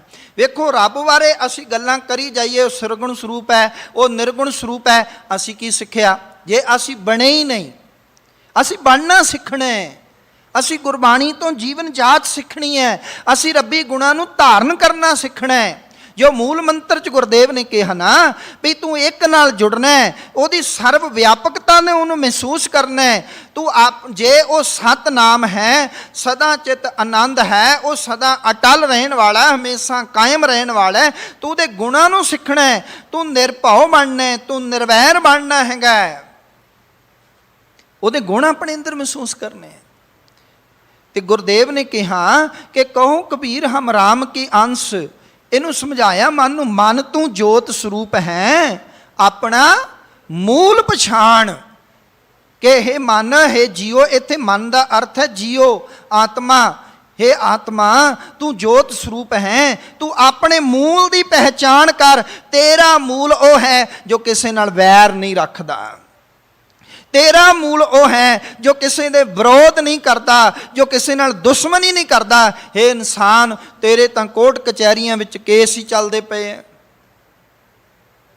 ਮਨੁੱਖ ਮਰ ਜਾਂਦਾ ਹੈ, ਪਤਾ ਲੱਗਿਆ ਮਰਨ ਤੋਂ ਬਾਅਦ ਕੇਸਾਂ ਦਾ ਫੈਸਲਾ ਆ ਰਿਹਾ। ਉਹ ਭਲਿਆ ਤੂੰ ਕਿਹਦੇ ਨਾਲ ਵੈਰ ਕਮਾ ਰਿਹਾ? ਉਹਨਾਂ ਨਾਲ ਵੈਰ ਕਮਾ ਰਿਹਾ ਜਿਹਦੇ ਵਿੱਚ ਵੀ ਰੱਬ ਵਸਦਾ ਹੈ। ਉਹ ਤੇਰੀ ਉਹ ਅੰਸ਼ ਹੈ ਜਿਹਦੇ ਨਾਲ ਤੂੰ ਵੈਰ ਕਰ ਰਿਹਾ। ਤੂੰ ਆਪਣੇ ਕ੍ਰੋਧ ਤੇ ਕੰਟਰੋਲ ਹੀ ਨਹੀਂ ਕਰ ਪਾ ਰਿਹਾ, ਆਪਣੇ ਗੁੱਸੇ ਤੇ ਕੰਟਰੋਲ ਹੀ ਨਹੀਂ ਕਰ ਪਾ ਰਿਹਾ। ਥੋੜਾ ਜਿਹਾ ਤੈਨੂੰ ਕਿਸੇ ਨੇ ਕੁਝ ਕਿਹਾ ਨਹੀਂ, ਤੂੰ ਚਪੇੜ ਮਾਰ ਦਿੰਦਾ। ਉਹ ਭਲਿਆ ਤੂੰ ਧਾਰਮਿਕ ਸਥਾਨਾਂ ਤੇ ਬਹਿ ਕੇ ਵੀ ਕੋਈ ਅੱਗ ਮੰਗਣ ਆਇਆ, ਤੂੰ ਅੱਗ ਦੀਆਂ ਚੁਆਤੀਆਂ ਲੈ ਕੇ ਉਹਨਾਂ ਦੇ ਮਗਰ ਦੌੜਦਾ। ਤੈਨੂੰ ਰੱਬ ਹੀ ਨਜ਼ਰ ਨਹੀਂ ਆ ਰਿਹਾ ਉਹਦੇ ਵਿੱਚੋਂ। ਤੇਰੇ ਅੰਦਰ ਤਾਂ ਵਿਤਕਰਾ ਹੈ। ਜੇ ਤੂੰ ਸੁੰਨ ਸਮਾਧੀ ਲਾ ਲੈਂਦਾ, ਜੇ ਤੂੰ ਰੱਬ ਦਾ ਗੁਣ ਇਹ ਅਪਣਾ ਲੈਂਦਾ, ਜੇ ਤੂੰ ਅਫੋਰ ਅਵਸਥਾ ਵਿੱਚ ਹੋ ਜਾਂਦਾ, ਜੇ ਤੂੰ ਨਿਰਗੁਣ ਸਰੂਪ ਦਾ ਧਾਰਨੀ ਹੁੰਦਾ, ਤੇ ਤੈਨੂੰ ਪਤਾ ਲੱਗਣਾ ਸੀ ਫਿਰ ਉੱਥੇ ਜਿਹੜਾ ਨਿਰਗੁਣ ਸਰੂਪ ਦਾ ਧਾਰਨੀ ਹੈ ਉਹਦਾ ਵੈਰ ਵਿਰੋਧ ਨਹੀਂ ਕਿਸੇ ਨਾਲ ਹੁੰਦਾ। ਅੱਜ ਮਨੁੱਖ, ਤੁਸੀਂ ਸਮਝ ਲਓ ਵੀ ਮਨੁੱਖ ਦੂਜੇ ਨੂੰ ਗਾਲ ਕੱਢ ਰਿਹਾ ਹੈ। ਤੇ ਗਾਲ ਕਿਹਨੂੰ ਕੱਢ ਰਿਹਾ? ਸਾਹਮਣੇ ਵਾਲੇ ਵਿੱਚ ਤਾਂ ਰੱਬ ਦੀ ਅੰਸ਼ ਹੈ ਨਾ। ਇਹ ਗਾਲ ਮੈਂ ਆਪਣੇ ਆਪ ਨੂੰ ਕੱਢ ਰਿਹਾ। ਕਿਹਦਾ ਹਿਰਦਾ ਦੁਖੀ ਹੋ ਰਿਹਾ? ਇਹ ਮੇਰਾ ਆਪਣਾ ਹਿਰਦਾ ਦੁਖੀ ਹੋ ਰਿਹਾ। ਜਿਸ ਦਿਨ ਮੈਂ ਇਹ ਮਹਿਸੂਸ ਕਰਾਂਗਾ ਮੈਂ ਸਾਹਮਣੇ ਵਾਲੇ ਨੂੰ ਮੰਦਾ ਬੋਲ ਰਿਹਾ, ਇਹਦੇ ਵਿੱਚ ਵੀ ਰੱਬ ਹੈ, ਮੈਂ ਰੱਬ ਨੂੰ ਮੰਦਾ ਬੋਲ ਰਿਹਾ, ਮੈਂ ਕੌਣ ਹੈ? ਮੈਂ ਰੱਬ ਦੀ ਅੰਸ਼, ਮੈਂ ਆਪਣੇ ਆਪ ਨੂੰ। ਫਿਰ ਕੋਈ ਮੰਦਾ ਬੋਲੇਗਾ? ਕਿਸੇ ਨੂੰ ਮਾੜਾ ਬੋਲੇਗਾ? ਕੋਈ ਕਿਸੇ ਨੂੰ ਮੰਦਾ ਨਹੀਂ ਬੋਲੇਗਾ। ਫਿਰ ਤੇ ਜੋ ਗੁਰਬਾਣੀ ਨੇ ਸਿਖਾਇਆ ਨਾ, ਸਭ ਕੋ ਮੀਤ ਹਮ ਆਪਨ ਕੀਨਾ, ਹਮ ਸਭਨਾ ਕੇ ਸਾਜਨ, ਜੋ ਗੁਰਬਾਣੀ ਨੇ ਸਿਖਾਇਆ ਨਾ, ਫਿਰ ਉਹਦਾ ਧਾਰਨੀ ਹੋਏਗਾ। ਨਾ ਕੋ ਬੈਰੀ ਨਹੀਂ ਬੇਗਾਨਾ, ਸਗਲ ਸੰਗ ਹਮਕੋ ਬਣ ਆਈ। ਫਿਰ ਸਾਰਿਆਂ ਨਾਲ ਬਣ ਆਏਗੀ। ਤੇ ਗੁਰਦੇਵ ਪਾਤਸ਼ਾਹ ਕਹਿੰਦੇ ਫਿਰ ਵੈਰ ਵਿਰੋਧ ਨਹੀਂ ਉੱਥੇ। ਜਬ ਇਸਕਾ ਬਰਨ ਚਿਹਨ ਨਾ ਜਾਪਤ, ਤਬ ਹਰਕ ਸੋਗ ਕੋ ਕਿਸੈ ਬਿਆਪਤ। ਕਹਿਣਗੇ ਜਦੋਂ ਕੋਈ ਰੰਗ ਰੂਪ ਹੀ ਨਹੀਂ, ਕੋਈ ਨਿਸ਼ਾਨ ਨਹੀਂ, ਕੋਈ ਚੱਕਰ ਚਿੰਨ੍ਹ ਨਹੀਂ, ਨਿਰਗੁਣ ਸਰੂਪ ਹੈ, ਤਾਂ ਫਿਰ ਹੁਣ ਮੈਨੂੰ ਤੁਸੀਂ ਦੱਸੋ ਭਈ ਕਿਸ ਨੂੰ ਹਰਕ ਤੇ ਕਿਸ ਨੂੰ ਸੋਗ, ਖੁਸ਼ੀ ਅਤੇ ਗਮੀ ਕਾਹਦੀ? ਫਿਰ ਜੇ ਬੰਦਾ ਇਹ ਮਹਿਸੂਸ ਕਰ ਲਵੇ ਮੈਂ ਉਸ ਰੱਬ ਦਾ ਨਿਰਗੁਣ ਸਰੂਪ ਦਾ ਅੰਸ਼ ਹਾਂ, ਫਿਰ ਖੁਸ਼ੀ ਗਮੀ ਤੋਂ ਉਹ ਉੱਪਰ ਉੱਠ ਜਾਂਦਾ ਹੈ। ਤੇ ਗੁਰਦੇਵ ਪਾਤਸ਼ਾਹ ਕਹਿਣਗੇ ਜਬ ਆਪਨ ਆਪ ਪਾਰ ਬ੍ਰਹਮ, ਤਬ ਮੋਹ ਕਹਾਂ ਕਿਸ ਹੋਵਤ ਭਰਮ। ਜਦੋਂ ਹਰ ਪਾਸੇ ਉਹ ਪ੍ਰਮਾਤਮਾ ਹੀ ਪਸਰਿਆ ਹੋਇਆ ਹੈ, ਉਹ ਨਿਰਗੁਣ ਸਰੂਪ ਹੈ, ਫਿਰ ਮੋਹ ਦੀਆਂ ਤੰਦਾਂ ਕਿਉਂ? ਫਿਰ ਤਾਂ ਪ੍ਰੇਮ ਹੈ, ਫਿਰ ਪਿਆਰ ਹੈ। ਫਿਰ ਇਹ ਨਹੀਂ ਕਿ ਮੇਰਾ ਪੁੱਤਰ ਹੈ, ਫਿਰ ਇਹ ਨਹੀਂ ਮੈਂ ਆਪਣੇ ਪੁੱਤਰਾਂ ਵਾਸਤੇ ਜਿਉਣਾ ਹੈ, ਆਪਣੇ ਪੁੱਤਰਾਂ ਵਾਸਤੇ ਕਰਨਾ ਹੈ। ਫਿਰ ਉਹ ਸਾਰਿਆਂ ਨੂੰ ਪਿਆਰ ਕਰਦਾ ਹੈ, ਫਿਰ ਖਲਕਤ ਨੂੰ ਪਿਆਰ ਕਰਦਾ ਹੈ, ਫਿਰ ਸਾਰੇ ਹੀ ਪੁੱਤਰ ਮੇਰੇ ਨੇ। ਜਿਸ ਦਿਨ ਮਾਂ ਸੁਲੱਖਣੀ ਜੀ ਕੋਲ ਖਲੋਤੇ ਹੋਏ ਨੇ, ਬਾਬਾ ਸ੍ਰੀ ਚੰਦ, ਇੱਕੋ ਸਵਾਲ ਹੈ, ਸਵਾਮੀ ਜੀ ਇਹਨਾਂ ਬੱਚਿਆਂ ਦੀ ਐਜੂਕੇਸ਼ਨ, ਇਹਨਾਂ ਦੀ ਪ੍ਰਤਪਾਲਨਾ, ਇਹਨਾਂ ਦੀ ਪੜ੍ਹਾਈ। ਸਤਿਗੁਰੂ ਪਾਤਸ਼ਾਹ ਕਹਿਣ ਲੱਗੇ ਇਹ ਜਗਤ ਦੇ ਬੱਚੇ ਵੀ ਮੇਰੇ ਆਪਣੇ ਹੀ ਨੇ, ਮੇਰੇ ਆਪਣੇ ਹੀ ਨੇ। ਮੈਂ ਉਹਨਾਂ ਨੂੰ ਧਾਰਮਿਕ ਐਜੂਕੇਸ਼ਨ ਦੇਣ ਚੱਲਿਆ, ਉਹ ਵੀ ਬਹੁਤ ਜ਼ਰੂਰੀ ਹੈ। ਉਹ ਕਿਸੇ ਦੇ ਆਪਣੇ ਨਹੀਂ। ਇਹਨਾਂ ਕੋਲ ਮੈਂ ਆਵਾਂਗਾ, ਇਹਨਾਂ ਦੀ ਪਰਵਰਿਸ਼ ਦੀ ਜ਼ਿੰਮੇਵਾਰੀ ਮੇਰੀ ਹੈ, ਪਰ ਉਹ ਬੱਚੇ ਵੀ ਮੇਰੇ ਨੇ ਜਿਹੜੇ ਆਵਾਜ਼ਾਂ ਮਾਰ ਰਹੇ ਨੇ, ਜਿਹੜੇ ਪੁਕਾਰ ਰਹੇ ਨੇ, ਜਗਤ ਜਲੰਦਾ ਰੱਖ ਲੈ ਆਪਣੀ ਕਿਰਪਾ ਧਾਰ, ਜਿਤ ਦੁਆਰੈ ਉਭਰੈ ਤਿਤੈ ਲੋ ਉਭਾਰ। ਫਿਰ ਮੋਹ ਦੀਆਂ ਤੰਦਾਂ ਤੋਂ ਮਨੁੱਖ ਉੱਪਰ ਉੱਠ ਜਾਂਦਾ ਹੈ, ਫਿਰ ਸਭ ਨੂੰ ਪਿਆਰ ਕਰਦਾ ਹੈ। ਮੋਹ ਵਿੱਚ ਕੇਵਲ ਮੈਂ ਮੇਰਾ ਹੈ। ਗੁਰਦੇਵ ਪਾਤਸ਼ਾਹ ਕਹਿਣਗੇ ਉਸ ਵੇਲੇ ਫਿਰ ਨਾ ਮੋਹ ਹੈ ਤੇ ਨਾ ਭਰਮ ਹੈ। ਭਰਮ ਦੀ ਜ਼ਿੰਦਗੀ ਤੋਂ ਬਾਹਰ ਮਨੁੱਖ ਆ ਜਾਂਦਾ ਹੈ, ਮੋਹ ਦੀ ਜ਼ਿੰਦਗੀ ਤੋਂ ਬਾਹਰ ਆ ਜਾਂਦਾ ਹੈ ਜਦੋਂ ਸੁੰਨ ਅਵਸਥਾ ਵਿੱਚ ਟਿਕਿਆ ਹੋਇਆ ਹੈ, ਜਦੋਂ ਮਨੁੱਖ ਨਿਰਗੁਣ ਸਰੂਪ ਦਾ ਧਾਰਨੀ ਹੈ। ਗੁਰਦੇਵ ਕਹਿਣ ਲੱਗੇ ਭਾਈ ਆਪਨ ਖੇਲ ਆਪ ਵਰਤੀਜਾ, ਨਾਨਕ ਕਰਨੈ ਹਾਰ ਨ ਦੂਜਾ। ਜਗਤ ਰੂਪ ਆਪਣੀ ਖੇਡ ਪ੍ਰਭੂ ਨੇ ਇਹ ਆਪ ਹੀ ਬਣਾਈ ਹੈ, ਹੋਰ ਕਿਸੇ ਨੇ ਨਹੀਂ ਬਣਾਈ। ਇਹ ਖੇਡ ਉਸ ਮਾਲਕ ਨੇ ਆਪਣੇ ਆਪ ਹੀ ਬਣਾਈ ਹੈ, ਉਸ ਤੋਂ ਬਿਨਾ ਕੋਈ ਹੋਰ ਇਹ ਖੇਡ ਬਣਾਉਣ ਵਾਲਾ ਵੀ ਨਹੀਂ ਹੈ। ਕੋਈ ਨਹੀਂ ਬਣਾ ਸਕਦਾ ਉਸ ਵਰਗੀ ਖੇਡ, ਉਸ ਮਾਲਕ ਨੇ ਬਣਾ ਦਿੱਤੀ ਹੈ। ਪਰ ਹਾਂ ਯਾਦ ਰੱਖਣਾ ਖੇਡ ਬੜੀ ਪਿਆਰੀ ਬਣਾਈ ਹੈ। ਕਿਉਂ? ਕਿਉਂਕਿ ਇਸ ਖੇਡ ਦੇ ਵਿੱਚ ਉਹਨੇ ਆਪ ਵਿਰੋਧੀ ਵੀ ਚੀਜ਼ਾਂ ਪਾ ਦਿੱਤੀਆਂ ਨੇ। ਉਹਨੇ ਕੇਵਲ ਇੱਕ ਪਾਸੜ ਖੇਡ ਨਹੀਂ ਖੇਡੀ, ਦੋ ਪਾਸੜ ਹੈ। ਇੱਥੇ ਮਰਦ ਵੀ ਹੈ, ਇੱਥੇ ਔਰਤ ਵੀ ਹੈ, ਇੱਥੇ ਪਾਪ ਵੀ ਹੈ, ਇੱਥੇ ਪੁੰਨ ਵੀ ਹੈ, ਇੱਥੇ ਦਿਨ ਵੀ ਹੈ, ਇੱਥੇ ਰਾਤ ਵੀ ਹੈ, ਇੱਥੇ ਚੰਗਾ ਵੀ ਹੈ, ਇੱਥੇ ਮੰਦਾ ਵੀ ਹੈ, ਇੱਥੇ ਸੱਚ ਵੀ ਹੈ, ਇੱਥੇ ਝੂਠ ਵੀ ਹੈ। ਇੰਨੀ ਇੰਟਰਸਟਿੰਗ ਖੇਡ ਬਣਾ ਦਿੱਤੀ। ਯਾਦ ਰੱਖਣਾ ਪਿਆਰਿਓ, ਪਰ ਚੇਤੇ ਰੱਖਣਾ ਅਸੀਂ ਖੇਡ ਦੇਖ ਰਹੇ ਹਾਂ, ਖੇਡ ਸਾਨੂੰ ਪਿਆਰੀ ਲੱਗ ਰਹੀ ਹੈ, ਖੇਡ ਵਿੱਚ ਅਸੀਂ ਲੁਭਾਏਮਾਨ ਹਾਂ, ਪਰ ਇਹ ਖੇਡ ਜੋ ਖੇਡ ਰਿਹਾ ਹੈ ਅਸਲ ਤਾਂ ਗੱਲ ਉਹਦੀ ਹੈ। ਕ੍ਰਿਕਟ ਸਾਨੂੰ ਚੰਗਾ ਲੱਗ ਰਿਹਾ ਨਾ, ਮੈਂ ਹੁਣੇ ਪੁੱਛਾਂ ਵੀ ਕਿਹਨਾਂ ਨੂੰ ਚੰਗਾ ਲੱਗ ਰਿਹਾ, ਕਿੰਨੇ ਹੱਥ ਖੜੇ ਕਰਨਗੇ। ਪਰ ਕ੍ਰਿਕਟ ਤਾਂ ਚੰਗਾ ਲੱਗ ਰਿਹਾ, ਖਿਡਾਰੀ ਚੰਗੇ ਨੇ। ਜਦੋਂ ਕ੍ਰਿਕਟ ਸਮਾਪਤ ਹੋ ਜਾਂਦਾ ਹੈ ਨਾ, ਫਿਰ ਆਟੋਗ੍ਰਾਫ ਅਸੀਂ ਖੇਡ ਦਾ ਨਹੀਂ ਲੈਂਦੇ, ਖਿਡਾਰੀ ਦਾ ਲੈਂਦੇ ਆ, ਕਿਉਂਕਿ ਉਹਨਾਂ ਖਿਡਾਰੀਆਂ ਨੇ ਖੇਡ ਖੇਡੀ ਹੈ। ਯਾਦ ਰੱਖਣਾ ਇਹ ਖੇਡ ਖੇਡਣ ਵਾਲਾ ਕੌਣ ਹੈ? ਉਹ ਪਰਮਾਤਮਾ। ਉਹਦੇ ਨਾਲ ਜੁੜਨਾ ਹੈ ਜੋ ਨਿਰਗੁਣ ਸਰੂਪ ਹੈ, ਜੋ ਸਰਗੁਣ ਸਰੂਪ ਹੈ। ਸਤਿਗੁਰੂ ਪਾਤਸ਼ਾਹ ਕਹਿਣ ਲੱਗੇ ਭਾਈ ਜਬ ਹੋਵਤ ਪ੍ਰਭ ਕੇਵਲ ਧਨੀ, ਤਬ ਬੰਦ ਮੁਕਤ ਕੋ ਕਿਸ ਕੋ ਗਨੀ। ਸਤਿਗੁਰੂ ਕਹਿਣ ਲੱਗੇ ਜਦੋਂ ਕੇਵਲ ਪਰਮਾਤਮਾ ਆਪ ਹੀ ਸੀਗਾ, ਫਿਰ ਕਿਸ ਨੂੰ ਬੰਧਨਾਂ ਵਿੱਚ ਫਸਿਆ ਹੋਇਆ ਤੇ ਕਿਸ ਨੂੰ ਮੁਕਤ ਸਮਝੀਏ? ਫਿਰ ਤਾਂ ਉਹ ਆਪ ਹੀ ਹੈ ਨਾ।